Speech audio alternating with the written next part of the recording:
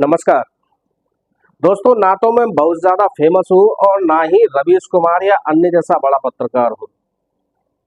मेरे सब्सक्राइबर भी इतने नहीं हैं कि मेरा वीडियो हर किसी के पास पहुँच सके।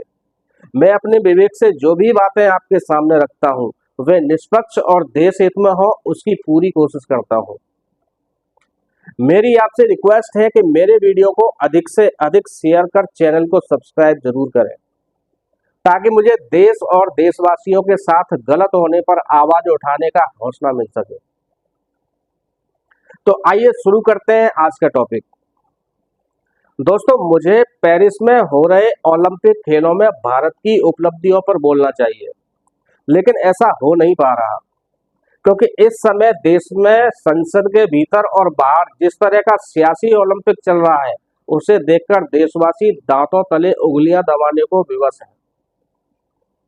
सियासी ओलंपिक में लाशों पर राजनीति है, गलियों पर राजनीति है और तो और राजनीति में भी राजनीति है।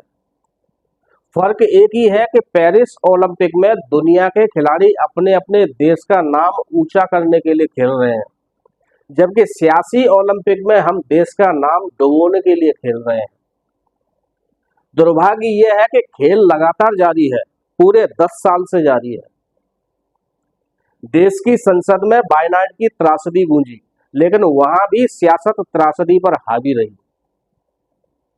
केंद्रीय गृह मंत्री अमित शाह ने अपने शाही अंदाज में कहा कि केरल सरकार ने बाढ़ की पूर्व सूचना की अनदेखी की, इस वजह से इतना बड़ा हादसा हुआ।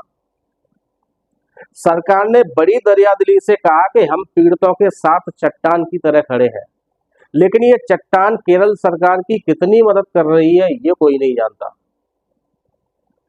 वायनाड में मरने वालों की संख्या 250 से पार कर गई है। केरल के मुख्यमंत्री ने अमित शाह के बयान को ब्लैक गेम कहा है। जाहिर है कि सियासत को लाशें ही अच्छी लगती हैं। देश की राजधानी दिल्ली में अभी हाल ही में एक तलघर में पानी भरने से संघ लोक सेवा आयोग की परीक्षाओं की तैयारी कर रहे 3 युवक युवतियों की मौत हो गई थी। कल फिर एक माँ बेटे को बाढ़ का पानी लील गया। वायनाड तो दिल्ली से दूर है, लेकिन जब दिल्ली में ही बाढ़ और वर्षा की पूर्व सूचनाओं के बावजूद जानमाल महफूज नहीं है, तो किसे क्या कहा जाए। देश सरकार के नहीं, राम के भरोसे चल रहा है। राम के भरोसे इसलिए चल रहा है क्योंकि सत्ता पर राम भक्त काबिज है, उनसे खुद नहीं चला जा रहा। वे बैसाखियां लगाकर चलने और देश को चलाने की कोशिश कर रहे हैं। जब मैं सियासी ओलंपिक की बात करता हूं तो पूरी ईमानदारी से करता हूं, क्योंकि मैं आम आदमी के मन की बात करता हूं। देश की संसद में इन दिनों जाति की सियासत चल रही है।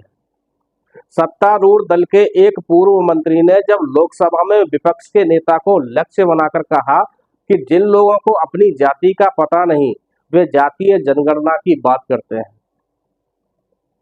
सवाल करने वाले सज्जन अनुराग ठाकुर हैं। उनके पिता हिमाचल के मुख्यमंत्री रह चुके हैं। मैं अनुराग को सज्जन इसलिए कहता हूं क्योंकि उनके मुखार बिंदु से सज्जनता मोतियों की तरह टपकती है। वे संसद में अपने संसदीय शब्दकोश का मुजाहरा करने से पहले दिल्ली की सड़कों पर गोली मारो सालों का आह्वान भी कर चुके हैं। अनुराग यदि सज्जन न होते तो क्या मुमकिन था कि देश का प्रधानमंत्री अनुराग के जाति ही पूछो वाले बयान को अपने एक्स खाते पर दर्ज कर देश की जनता से कहते कि बार बार देखो, 1000 बार देखो, क्योंकि देखने की चीज है अनुराग का बयान। प्रधानमंत्री ने हद तो तब कर दी जब उन्होंने ठाकुर के बयान के उस हिस्से को निर्भय होकर उद्धृत कर दिया जिसे लोकसभा की कार्रवाई से निकाला जा चुका है। यानी ये सीधे सीधे लोकसभा के विशेषाधिकार हनन का मामला है। कांग्रेस इसका संज्ञान भी ले रही है, लेकिन मुझे नहीं लगता कि सर्वाधिकार प्राप्त प्रधानमंत्री के विरुद्ध विशेषाधिकार हनन के नोटिस लोकसभा के अध्यक्ष लेंगे। लोकसभा अध्यक्ष पहले ही सदन में अपने पक्षपाती रवैये के चलते अपनी मिट्टी कुटवा चुके हैं। मुझे लगता है कि इस समय यदि पंडित अटल बिहारी वाजपेयी और पंडित जवाहरलाल नेहरू की आत्माएं कहीं बैठकर गुफ्तगू कर रही होंगी, तो अनुराग ठाकुर के बयान पर ही नहीं बल्कि प्रधानमंत्री नरेंद्र मोदी के एक्स टिप्पणी पर भी अपना माथा पीट रही होंगी, क्योंकि दोनों ने ही भारत की ऐसी संसद की कल्पना नहीं की होगी जैसी कि आज है। आज की संसद में सब कुछ है सिवाय मर्यादा के। मर्यादा की चादर का एक कोना सत्ता पक्ष के हाथ में होता है तो दूसरा कोना विपक्ष के हाथ में। विपक्ष मर्यादा का कोना कसकर पकड़े भी तो सत्ता पक्ष उसे ढील दे देता है। सत्ता पक्ष की ओर से अनुराग ने ही मर्यादा भंग नहीं की है। इससे पहले भी 17वीं लोकसभा में अनुराग की आत्मा एक भिदूड़ी में प्रवेश कर न जाने क्या क्या अन्य वाणें बोल गई, लेकिन न तब कुछ हुआ और न अब कुछ होगा। संसदीय कार्य मंत्री अब किस मुंह से अपने प्रधानमंत्री से सवाल करेंगे, क्योंकि सदन की विधियों का ज्ञान तो उन्हें भी शायद उतना ही है जितना कि संसदीय कार्य मंत्री किरण रिजिजू की नजर में विपक्ष के नेता राहुल गांधी को है। भारत जातीय मकड़जाल में आज से नहीं बल्कि त्रेता युग से फंसा है। बावजूद इसके हमारे संत महंत लगातार ये कहते रहे हैं कि जाति न पूछो साधु की, या जाति पंथ पूछे नहीं कोई, हरि को भजन सो हरि का होए। अनुराग ठाकुर और उनकी पार्टी ने राहुल से उनकी जाति जानबूझकर पूछी, क्योंकि दोनों ही राहुल को साधु नहीं मानते। भाजपा और अनुराग की नजर में राहुल साधु नहीं बल्कि शैतान है, और उनकी शैतानियों की वजह से मोदी की गारंटियां नहीं चली। भाजपा 370 पार नहीं कर पाई और भाजपा के नेतृत्व वाला गठबंधन 400 पार करने के बजाय 240 पर ही अटक गया। देश की संसद में यह पहली बार हुआ है जबकि अडानी और अंबानी के नाम को असंसदीय माना गया। आप इन दोनों के नामों का उल्लेख सदन के भीतर नहीं कर सकते। वो तो राहुल गांधी का भला हो कि उन्होंने इन दोनों नामों का उल्लेख करने के लिए A1 और A2 का फॉर्मूला निकाल लिया।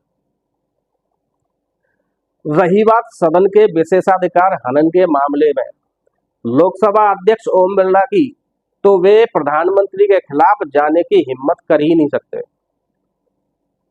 वे लोकसभा अध्यक्ष के पद से इस्तीफा दे देंगे, लेकिन मोदी के खिलाफ विशेषाधिकार का नोटिस मंजूर नहीं करेंगे। आखिर वे भी एक प्रतिबद्ध कार्यकर्ता है और किसी भी दल के प्रति प्रतिबद्ध आदमी नियम कानूनों को नहीं मानता। बहरहाल अब जो भी होगा देखा जाएगा।